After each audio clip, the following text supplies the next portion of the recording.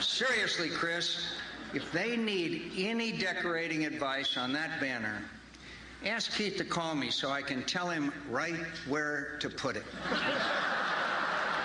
So, you know, I have fun with the media, and we all know the press is really an independent, civic-minded, and nonpartisan group, like Acorn.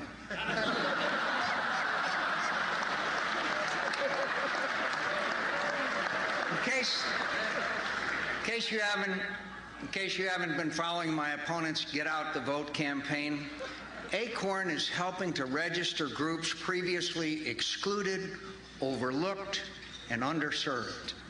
Second graders, the deceased, Disney characters. In Florida, they even turned up an Acorn voter registration form that bore the name of one Mickey Mouse. We're checking the paw prints. Although I might let that one go, I'm pretty sure the big rat's a Republican.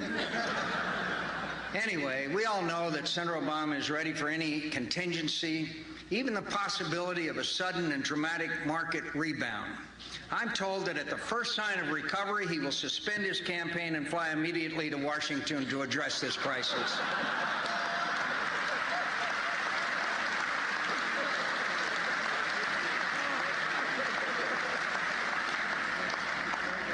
All this will be for the voters to decide very soon. And though I do trust we can keep the turnout amongst deceased and fictional voters to a minimum, I've come out on both sides of elections, and I've never lost my confidence in the judgment of the American people. In the military, they work pretty hard to impress the chain of command on your way of thinking. And one way or another, on the 4th of November, word will come down from the top of the chain, and Senator Obama and I will both receive our orders. I don't want it getting out of this room, but my opponent is an impressive fellow in many ways. Political opponents can have a little trouble seeing the best in each other, but I've had a few glimpses of this man at his best, and I admire his great skill, energy, and determination.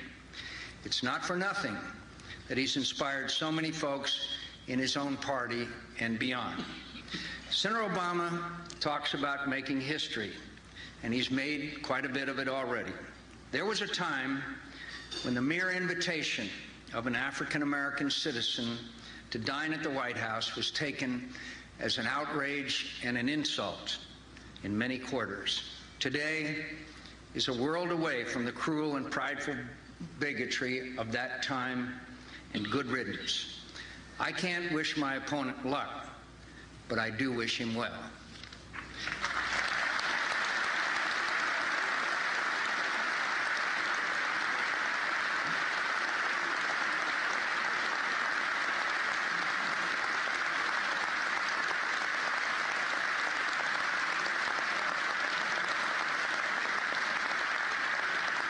Whatever the outcome next month, Senator Obama has achieved a great thing for himself and for his country, and I congratulate him.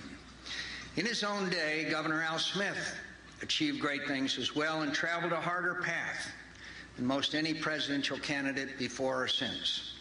America will always remember the boy born in an old tenement on South Street in Brooklyn, who was 4 times elected governor of this state, and the newsboy and fishmonger who went to St. James Parochial School, and at his death received an apostolic benediction from the Pope himself. At the Al Smith Foundation and at the New York Archdiocese, you're carrying on the spirit and work of this good man with your service to the poor, your comfort for the sick and needy, your belief in the dignity of life, especially your gallant defense of the rights of the unborn. I'm proud to count myself as your friend and ally.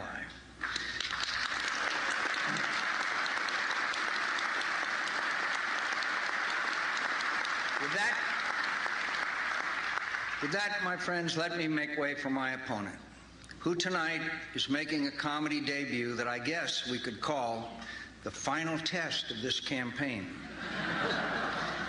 Now, a copy of the senator's comedy routine was left on the table this evening, and I have to confess, Your Eminence, I looked at it. Now, Of course, it would be unfair and even a little unkind to put my opponent on the spot before he gets up here, or to throw him off his game with unreasonably high expectations. But I do need to warn you, ladies and gentlemen, you all are all out about to witness the funniest performance in the 63-year history of this event.